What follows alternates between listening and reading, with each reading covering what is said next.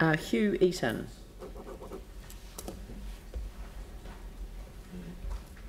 Good afternoon.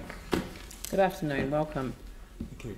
I'm Hugh Eaton. I'm a farmer at Pigeon Bay on the peninsula, and I've also been a farm consultant in rural Valuer for 30 years.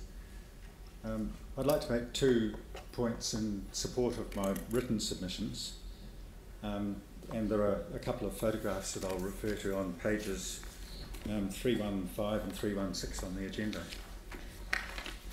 First point really is priorities for funding, and I understand that you will have had a series of people here making submissions wanting to direct funds in different directions, but my first point is that rural roads should have a high priority for funding.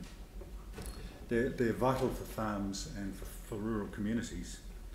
And to use my road at Pigeon Bay as an example, we're on Shadbolt's road that runs 2 kilometres up from Pigeon Bay Road. It rises about 300 metres in that short distance.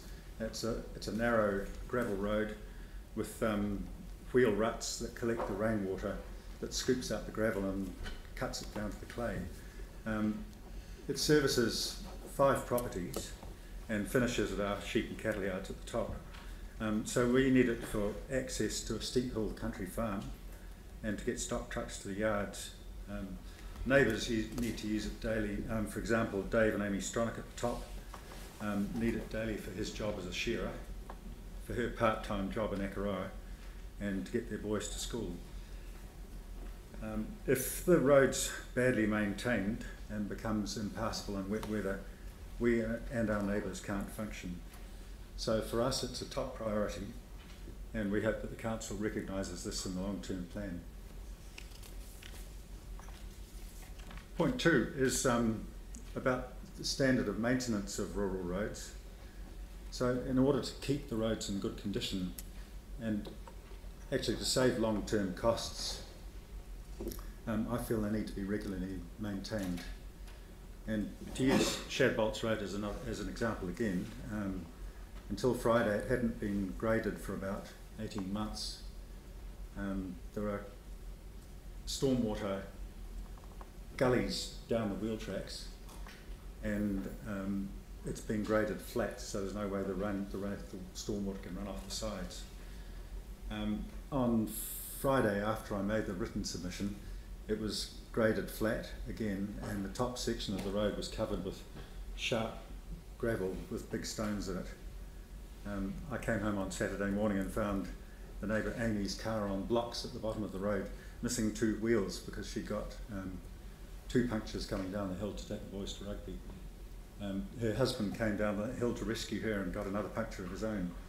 So from my experience of about 30 years of living and driving on gravel roads, they need to be graded at least twice a year. They need a high crown with a camber down to a good clean water table to take away stormwater, and the council needs to supervise those contracts closely to make sure that the contractors, like Fulton Hogan, are doing what they're instructed and that appropriate work is done. So briefly, to me and to my neighbours, country roads are a high priority for funding and for maintenance, and from my experience, regular and supervised maintenance in the end saves long-term costs.